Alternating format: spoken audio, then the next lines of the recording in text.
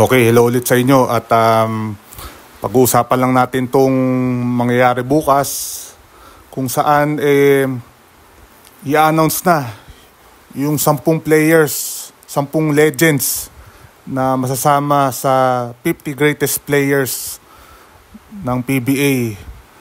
Ito ay i-announce Wednesday, April 2 at 6:30 PM sa show na starting lineup na ipapalabas sa PBA Rush, One News, RPTV at sa Pilipinas Live. So yan na po yung inaabangan na announcement sa mga 10 players na masasama sa 50 greatest players in time para sa golden anniversary ng Philippine Basketball Association. So kung matatandaan nyo, may binuong selection committee ang PBA. 10 membro ng selection committee, binubuo ng mga dating players, officials, pati na rin mga kasama namin sa media, mga senior namin. Karoon siya ng 3 meeting para deliberate kung sino yung mga deserving, yung sa tingin nila na masasama na 10 sa PBA's 50 greatest. So, abangan po yan. Marami po mag-aabang dyan bilang na yung mga matagal ng nanonood ng PBA. Actually, wala pa tayong idea sinong mga isasama dyan. But we were made aware na anytime this week nga na magkakaroon ng announcement. At yun nga, Wednesday, April 2, 6:30 PM ay i-announce ang sasama dun sa elite list ng players. So bakit 10? Kasi nung 2015, kung matatandaan nyo, 40th anniversary ng PBA ay may 40 greatest players. Nagdagdag ng 15 dun sa 25 greatest players na in-announce noong 25th anniversary ng PBA noong 2000. So ngayon, magdadagdag ng 10. At tayo meron din tayong nasa isip sino yung tingin natin ay deserving, pero lagpas sa 10 yung sa tingin natin. Pero ito lang sa palagay ko, to yung mga kahit masama man sila o hindi, tingin ko sila yung mga deserving or honorable mention para dito nga sa 50 greatest peso. Imayin natin sino yung sa tingin natin ang mga malaki ang chance na masama. So, ang unang player na babanggitin natin ay si Arnie Tuadles. Si Arnie Tuadles ay naglaro noong 1979 hanggang 1992. Bale, marami din siya pinaglaruan pero mas kilala siya sa kanyang stint with Toyota from 1979 to 1983. Kung saan, rookie pa lang siya, nagpakitang gilas na siya. Rookie of the Year siya that year. At nasama pa siya sa Mythical 5. At isa siya sa susi bakit nakuha nagtatlong finals ang Toyota that year. Nakuha nila yung invitational nung third conference. 2 runner-up finish din nung taon na yon. So, walang duda na yun yung best years niya sa PBA, sa Toyota. Then, alam naman natin, nag-disband yung Toyota after that 83 season. Naglaro siya sa Great Taste ng 1 taon, 84, Ginebra, 85. Isa siya sa mga pioneer players ng Alaska noong 86. Bumalik siya sa Great Taste for the 87 and 88 seasons. Nag-shell siya from 89 to 90. At tinapos ang career with Presto. Great Taste din yun from 1990 to 1992. So bukod dun sa pagiging Rookie of the Year niya nung 79 at Mythical 5 that same year, nag-Mythical second team siya noong 1984. Arnie Tuadles makabilang buhay na noong 1996. At malaking bagay ito sa pamilya niya kung manename siya sa 50 greatest. Actually, wala tayong idea masyado kay Arnie Tuadles except dun sa mga na-research natin sa history ng Crispa Toyota. Talagang masasabi natin na yung 79 year niya para siyang super rookie nun. At malaking bagay siya dun sa mga championships ng Toyota. So, malaki bang chance niya? Tignan natin. Pero I believe deserving siya. At long overdue ang kanyang inclusion dito sa elite list na to. Maraming nagsasabi, dapat nandun siya sa 40 greatest. But it will be a huge honor for the family of Arnie Tuadles pag nasama siya dito sa 50 greatest. And well-deserved siya dito. Ang susunod naman nating babanggitin ay isang din nating player ng Toyota na si Abe King, or kung tawagin ni Joe Cantada ay Abe King. Naglaro siya from 1977 to 1994. Nabanggit nga natin, naglaro siya sa Toyota from 77 to 83. Then may isang taon siya sa Gold Eagle Beer na San Miguel Beerman na ngayon, 1984. Then Great Taste from 85 to 92 bago niya tapusin ang kanyang karera sa Pure Foods mula 1993 hanggang 1994. Immediately, pagpasok ni Abe King sa Toyota, malaking bagay siya dun sa star-studded team na yun na kinabibilangan nila Robert Jaworski, ni Mon Fernandez, ni Francis Arnaiz. Later dun sa career ng Toyota, yun nga si Arnie Tuadles. At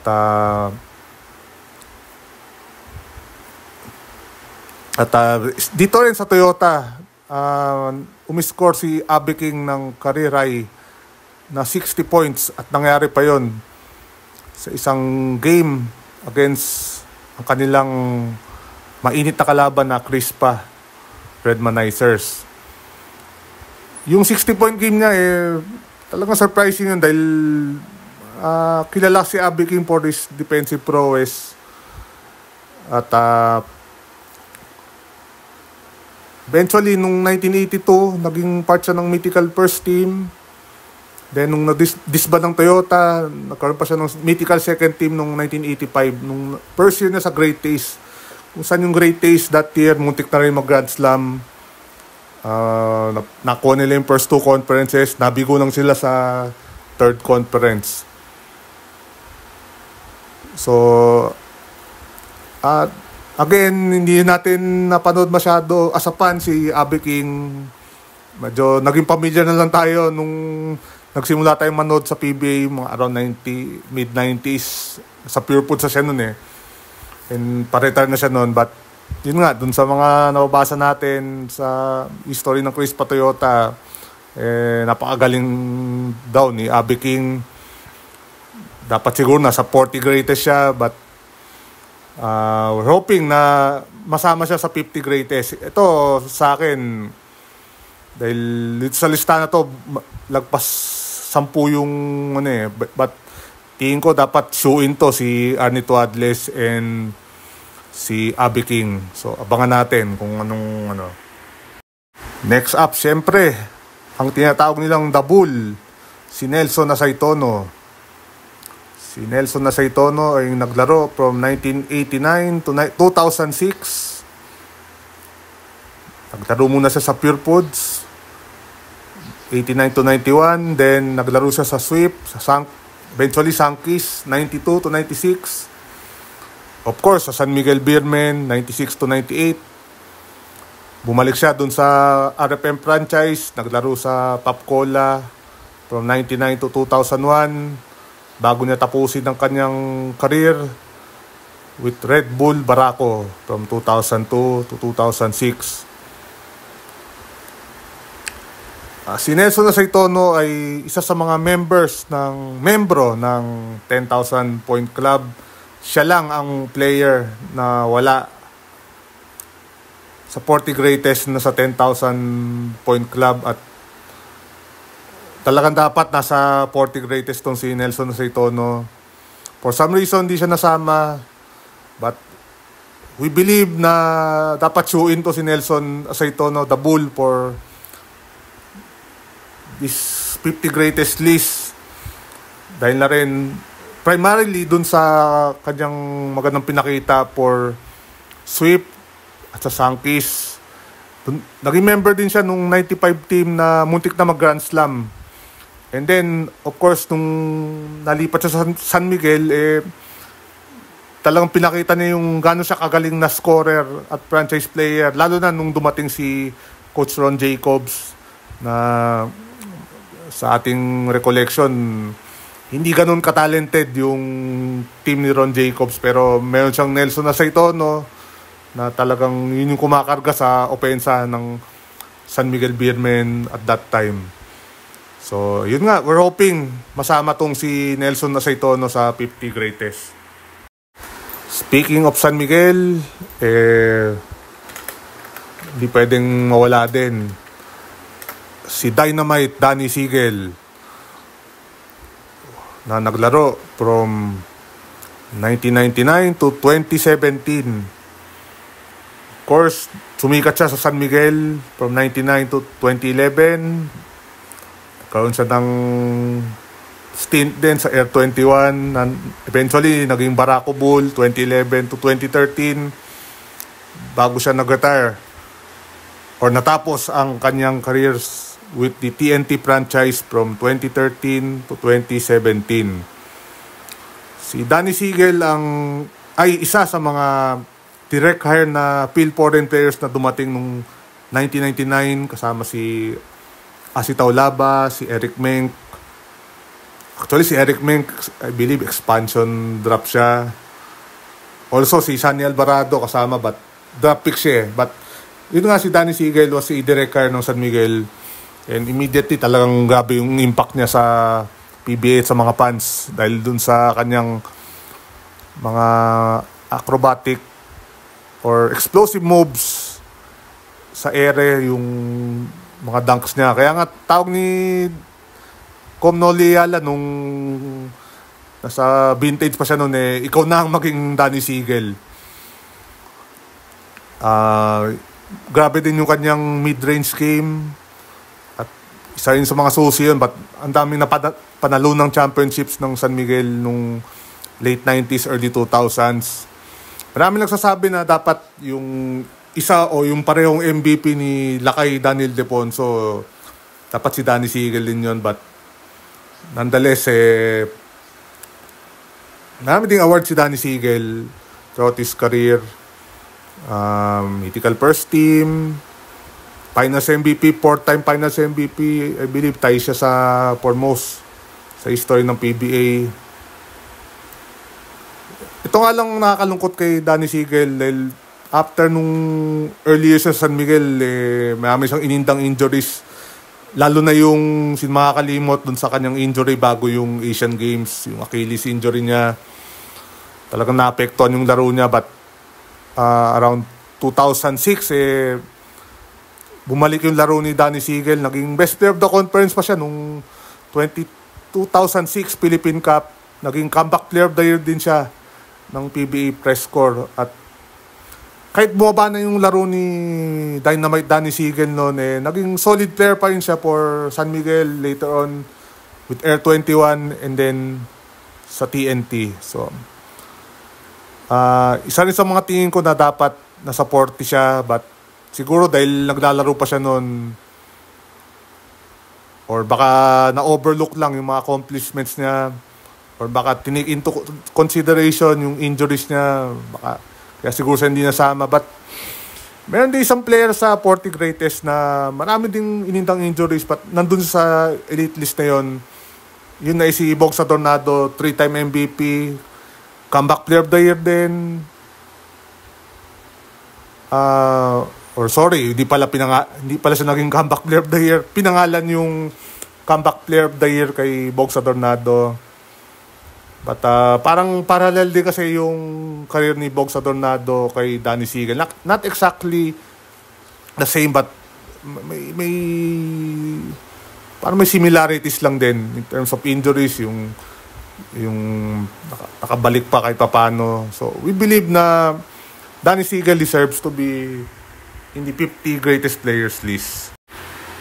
Ito pa, sa pagpapatuloy ng ating discussion, ito, siguradong show-in to. Ang big man ngayon ng San Miguel Beermen, the Kraken, Junmar Fajardo. Wala tayong introduction na pwedeng sabihin kay Junmar. Siyang 8-time PBA Most Valuable Player, 10-time PBA Champion, 4-time Finals MVP, 11-time Best Player of the Conference, at marami pang ibang accomplishments sa kanyang career na nagpapatuloy pa din. I think there's no question na hindi dapat masama si Junmar Fajardo doon sa mga mention natin. Kahit I think there's a discussion na bakit hindi mo na i-prioritize yung 50 greatest sa mga wala pang or mga nag-retire na player, but we believe this well-deserved naman si Junmar Fajardo considering yung kanyang accomplishments. And also, syempre sa GOAT conversation, nandun lagi si Junmar Fajardo. Maraming nagsasabi, baka siya, may mga iba, tingin si Mon Fernandez pa din, maraming tingin si Robert Jaworski, but yun nga, the fact is, nandun si Junmar Fajardo sa discussion, and I think the 50 greatest won't be complete without Junmar Fajardo, and well-deserved siya na masama dito sa listahan na to. Isa pang current player ang tingin natin magiging automatic sa listahan ay si Scottie Thompson ng Barangay Nebra. By virtue of being the most valuable player noong 2021-2022 season. 7-time champion din siya for Barangay Nebra. At 2-time Finals MVP. Could have been 3 kung nakuha ng Ginebra itong recent finals against TNT. But ang dami na rin accomplishments si Scottie Thompson sa kanyang career na nagsimula noong 2015. Siguro maraming magdi-debate na bakit siya. But yun nga, dahil dun sa listahan kasi nung 25 and 40, halos minatik na nila yung mga naging MVP sa PBA, kaya nandun si Willie Miller, nandun si Kelly Williams, to name a few. And masasabi naman natin in terms of how impactful yung play ni Scottie Thompson, deserving siya for this elite list. Yung kanyang kalawit rebound na madalas pag-usapan, madalas pag nagagawa ni Scottie yung kalawit rebound, talagang napapasigaw yung mga fans. Bukod doon sa rebounding niya, yung do-it-all style ng kanyang play, talagang reason bakit siya isa sa mga best players ng PBA in this era. Maybe a generational player na siguro. It's up for debate siguro, pero yun nga, by virtue na MVP siya, sa tingin natin, ilalagay si Scottie Thompson dito sa listahan, and deserving naman siya dun sa status na yan. From one player ni Coach Tim Cone to another, we'll talk about Bong Hawkins. Isa din sa mga nakikita natin na pwedeng masama sa 50 greatest ng PBA. Si Bong Hawkins ay nagsimula sa Presto 1991 to 1992. Nasama siya sa Santa Lucia nung nabili nung Realtors yung franchise ng Presto. Pero hindi nagsimula lang maging umangat ang kanyang career nung lumipat siya sa Alaska noong 1993. Sino ba namang di makakalimot na part siya nung Team of the 90s era ng Alaska, especially yung Grand Slam year nung 1996. Most improved din siya nung 1994. Meron din siyang all-defensive team, mythical first team, finals MVP, at pat iba pang mga accomplishments. Siguro dun sa Alaska team na yon, isa siguro si Buong Hawkins sa mga na-overshadow dahil usually talagang pag Alaska pag-uusapan, it's madalas Johnny Barrientos, Jojo Lastimosa, pwede rin Tim Cone, pero yun nga, grabe din yung impact ni Buong Hawkins. Then minsan naalala ko dyan kay Buong Hawkins yung kanyang jump shot na talagang ibang klase yung form. Minsan pag nakakashoot siya nung mid-range shot niya, nagiging susi din yun. Nagiging turning point din yun for Alaska. Aside din dun sa kanyang depensa at kanyang rebounding. Natapos ang career ni Buong Hawkins, naglaro muna sa Tanduay, then Coca-Cola, at ito di natin naalala, may brief stop pa pala siya sa Alaska bago siya nag-retire nung 2006. And it would be nice to see Buong Hawkins sa 50 greatest alongside, yun nga, yung kasama niya sa Grand Slam era, Johnny Barrientos and Jojo Lastimosa. So, we'll see if Buong Hawkins will get that inclusion sa 50 greatest. From one Alaska player to another,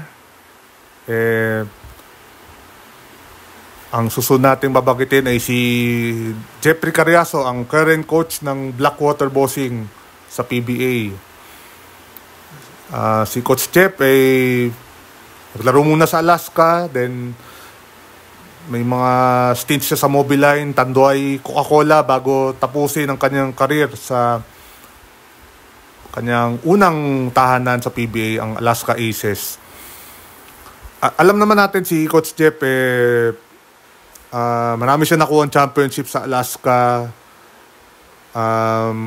Grand Slam year 96. Yung medyo supporting role siya kay Johnny Barrientos and Jojo Lastimosa and Buong Hawkins. Pero it wasn't until na lumipat siya sa Mobiline na talagang lalong nakilala si Jeffrey Cariaso bilang superstar ng liga. Two-way player siya, may scoring, may depensa, at four-time defensive member ng all-defensive team. Naging mythical first team din siya. At marami din siya nakuhang awards pero in terms of championships post-Alaska, medyo matumal for Coach Jeff. Close din nung Mobiline, kahit nung time na nakasama niya si Taulaba and Andy Siegel, nahirapan sila makakuha ng championship. Then nagtanduay siya for 2 years. Sunny Alvarado and Eric Meng, Dodo Nontiveros also. Hindi siya naging close makakuha ng championship, but it was with Coca-Cola under Chot Reyes na nakakuha si Coach Jeff ng 2 championship. Also, he was the best player of the conference nung 2002 PBA All-Filipino Cup. Yun yung time na nag-champion yung Coca-Cola for the first time. So, masasabi ba natin na deserving si Coach Jeff? Yes, considering yung accomplishments, but maybe baka isa siya dun sa mga tail end nung mga pinagpilian. Kung siya ba napili, baka isa sa mga huling napili dun sa listahan niya. So, we will see kung masasama siya, but we believe na isa sa mga yung career niya is enough to be given consideration dito sa 50 greatest. Pabalik tayo sa mga players na umusbong noong dekada 80, at ito ay si Manny Victorino. Si Manny Victorino ay naglaro sa Great Ace from 81 to 86. Bago siya naglaro sa Shell, umalik siya sa Great Taste franchise. May stop siya sa Pepsi, Ginebra, Pure Foods, Sankis. bago natapos ang kanyang career sa NBA with Cagayan de Oro and Surigao. Si Manny Victorino, ako as a fan, ang naalala ko lang sa kanya talaga yung time niya sa Ginebra. Yung Pure Foods, di ko na nga maalala eh. And also sa NBA. So yun na yung recall ko sa kanya eh. But maraming nga nagsasabi nung 80s eh, isa sa mga napakagaling na player ng PBA. One of the best big man sa PBA. Sa sobrang consider siya na isa sa mga best big man ng PBA nung 80s eh, nagkaroon nga ng rule ang PBA na kung matetrade man si Manny Victorino, kailangan ng kapalit either Ramon Fernandez or Abet Kidaben. Kumbaga ganon ang nakikitang value kay Manny Victorino nung time na yun. At yung time nga na sa Great Ace eh, dun yung peak ng kanyang career. It was a 3-time mythical first team from 84 to 86. Most improved player no 84. At yung 4 of his 6 championships ay nung time niya sa Great Ace kasama si Ricardo Brown. May chance ba si Manny Victorino? I guess kung sa discussions ng committee may agreement sila na he did enough to be considered.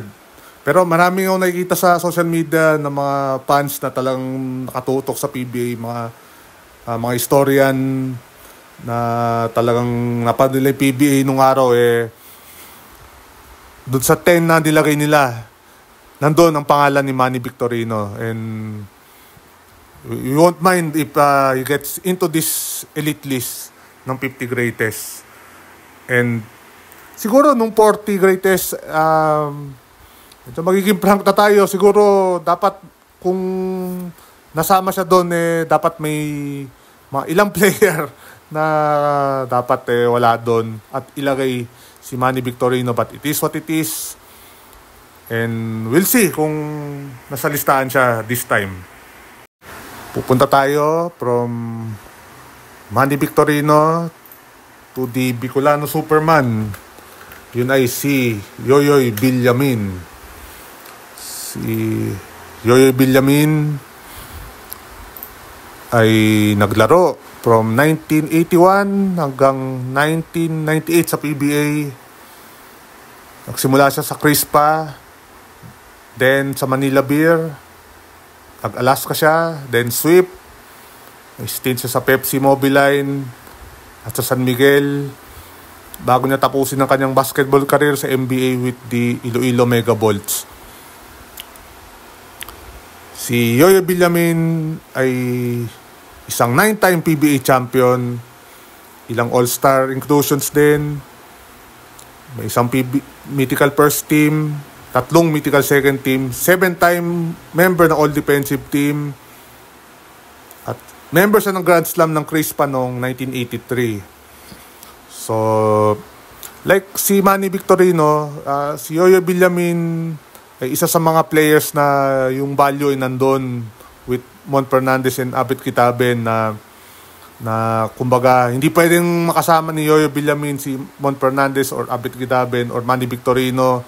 Kung magkakaroon man ng trade kailangan yun yung mga kapalit. So ganun din ka-importante yung value niya nung mid-80s sa PBA. His best season undoubtedly was in 1987 kung saan dinala niya ang Hillsborough Coffee. Yun yung Alaska siya, but iba yung pangalan nila. Dinala nila yung pangalan, brand ng coffee that time. Nadala niya sa finals ang Hillsborough sa third conference, but nabigo sila against San Miguel. Marami nagsasabi na yung taon na yun dapat si Yoyoy Villamin ang most valuable player, pero napunta ang award kay Abet Kitaben. Part siya nitong tinatawag nilang Bruce Brothers with Ricky Relosa sa time niya sa Hillsborough Coffee, naging Alaska. isa sa mga di malilimutang duo sa history ng PBA. And again, nasa pan, ang naalala ko na lang kay Yoyo Villamin, bukod sa kanyang nickname, ay yung time niya nung 90s with Sweep, then with San Miguel nung 98 nga. At isa siya sa mga susi dun sa 2 championships ng Sankis nung 95 na mutik na mag-Grand Slam. Eventually, he was named the comeback player of the year for that year. But yun nga, isa sa mga key players nung team na yun. So, like Manny Victorino, medyo nandun siya sa mga, siguro, mga huling pinagdebatehan ng committee. At wala tayong info, but tingin ko nandun siya sa mga dulong player na pinagtalunan. But, deserving naman din si Yoyo Villamin, and siguro sa mga current generation or sa generation ko, hindi namin masyadong nakita yung peak ng power ni Yoyo Villamin, but it would be nice to see him sa 50 greatest para lalong makilala yung kanyang accomplishment sa PBA. Okay, papalapit na tayo sa finish line. Pag-uusapan lang natin yung mga medyo kilala na natin na players. Ang una, syempre, si Coach Olsen Nasela, ang assistant coach ng Barangay Nebra at coach ng Perpetual Help sa NCAA. Si Coach Olsen ay naglaro from 1993 to 2011. Nagsimula siya sa Pure Foods, then of course with the San Miguel Beermen from 97 hanggang 2011. Si Coach Olsen is a 9-time champion. Quality minutes noong 1993, 2-time mythical first team, 3-time mythical second team, at marami pang iba. Siyempre, matatanda natin yung role ni Olsen Nasela as the floor general nung yung time na yung San Miguel sumungkit na maraming championships with Danny Sigel and Daniel Deponso and Coach Jong Wichico. He started sa Pure Foods, yun nga, medyo more on backup role lang, more on backup si Olsen Nasela, but nung nalipat siya sa San Miguel under Ron Jacobs, dun talaga nakilala kung ano yung kayang gawin ni Olsen Nasela.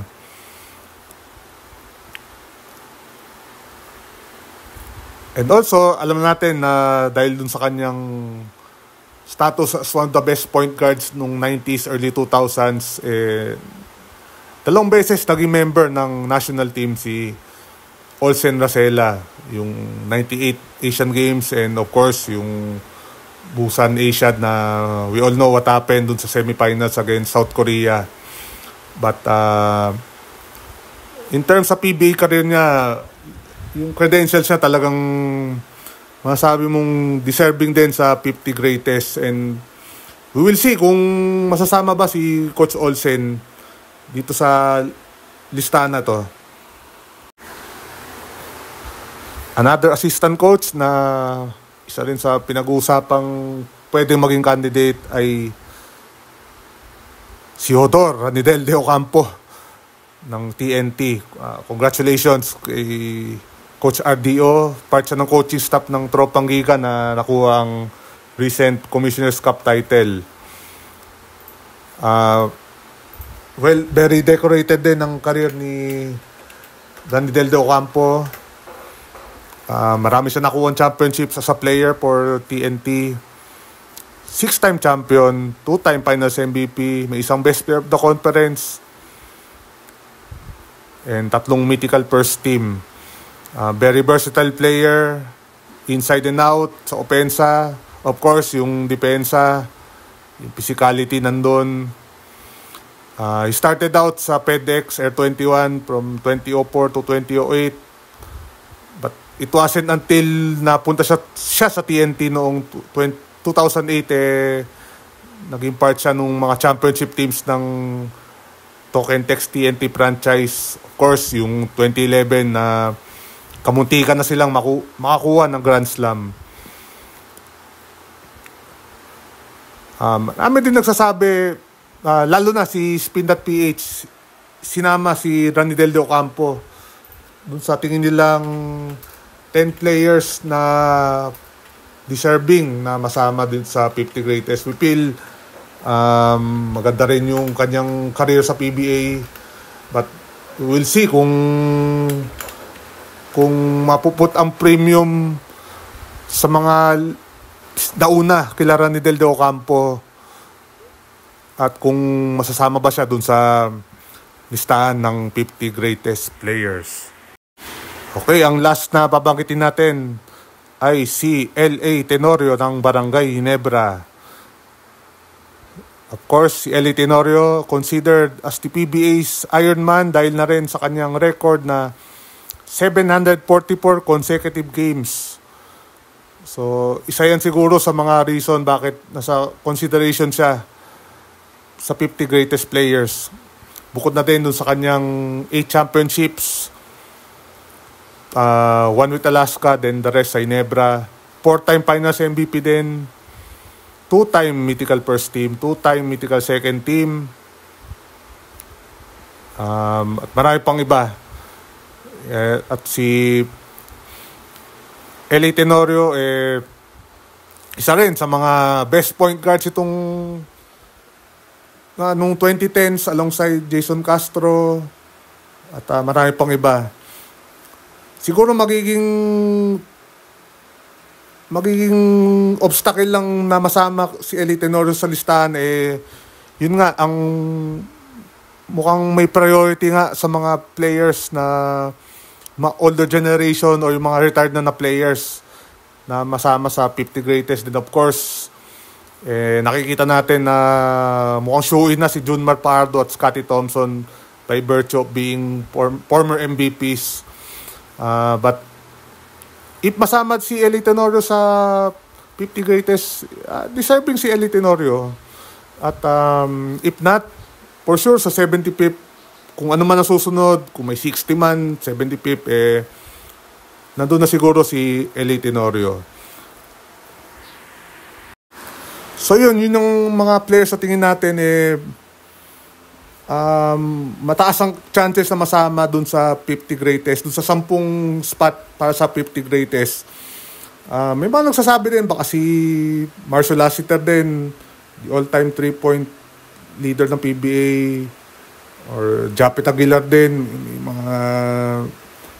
mga nagsasabi din. But as far as sa mga players na binanggit natin, sila yung may mga, sa tingin ko, mga strong chances na masama. Obviously, hindi lahat dun sa listahan na yun masasama, but I'll be surprised kung meron doon, may mga sa mga binanggit natin, or sa mga wala tayong binanggit, masasama dun sa 10 spots para sa 50 greatest players ng PBA. So, abangan natin. Again, bukas, April 2, 6:30 p.m., i-announce po sa show na starting lineup ang masasama sa 50 greatest. Ang formal inclusion nila is on April 11, may event ang PBA to mark the 50th year ng Liga. April 9 may game, Magnolia Converge, then yung San Miguel and Meralco maglalaro din with retro uniforms sa Rizal Memorial Coliseum. So, yan. Kung mabot kayo dito sa dulo ng ating mahabang kuro-kuro, maraming salamat po sa pakikinig. And we hope to see you in our next videos and discussions.